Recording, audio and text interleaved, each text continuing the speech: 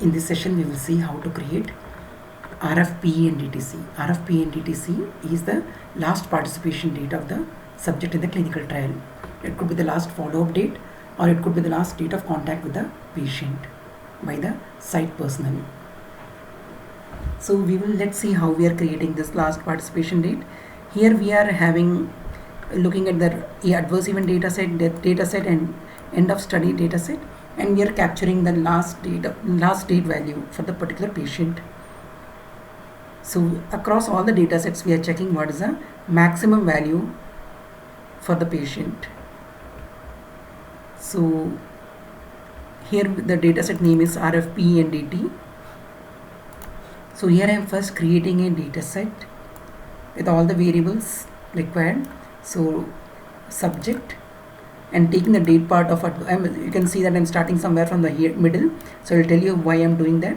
So we will go for the subject, the date part of adverse event, AE end date. From the date part, we are taking only from the adverse event end date, and that particular variable will be called as date.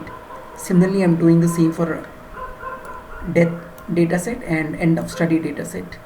So for all these three data sets, I am creating the subject and date variable, and this particular data set I am using for creating the RFP and DT. From this data set, I am taking the maximum date value, which will be called as RFP and DT, and which will be again converted into character value, which is called as RFP and DTC by using the put function, and also assigning the length as assigning the length here for the variable RFP and DTC.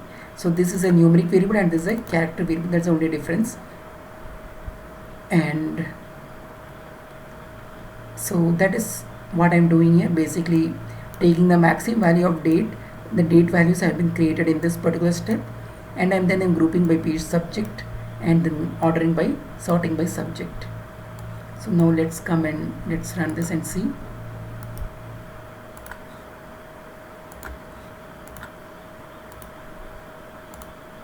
So here RFP and DT is, so we have got the last participation date for these patients, and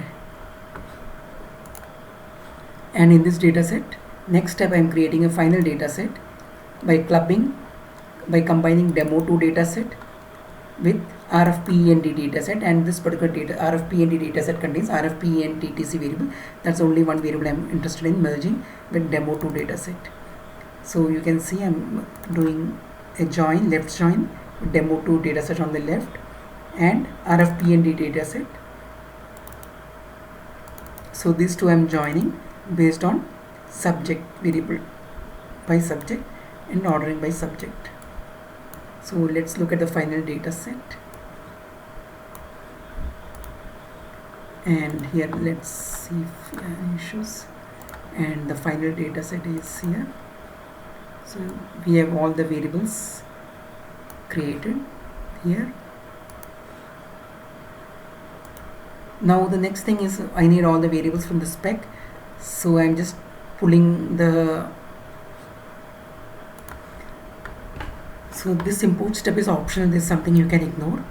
Basically I'm trying to pull all the variable names from the spec. From the spec I'm pulling all the variables, and then I'm putting all the variables into a macro variable X, and then I'm trying to copy them. So this is, I'll just leave this part and we'll just focus on keeping the variables and also maintaining the order of the variables in the data set. So here I am creating a DM data set, the final DM data set, and I'm just setting the previous final data set, the final data set that I created here, and that's what I'm reading here, and in it's here. And then I am one more condition I'm giving: if death date is greater than RFP and DTC, if death date is greater than missing, then RFP and DTC equal to death date. So let's say we have a value in participation, last participation date is naturally if a patient has died, so death will be the last date actually. So if a patient who has died during the course of clinical trial, so naturally the last participation date is the death date. So I'm just giving that additional condition here. Apart from that, everything is, I'm not doing anything else except retaining the order of the variables and keeping the required variables in the final data set. So let me run this particular step and see.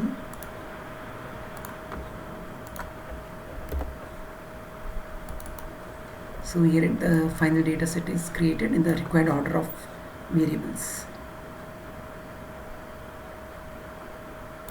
And next is creating a supplementary data set. So this we can see in the next video, how to create a supplementary data set. Thank you.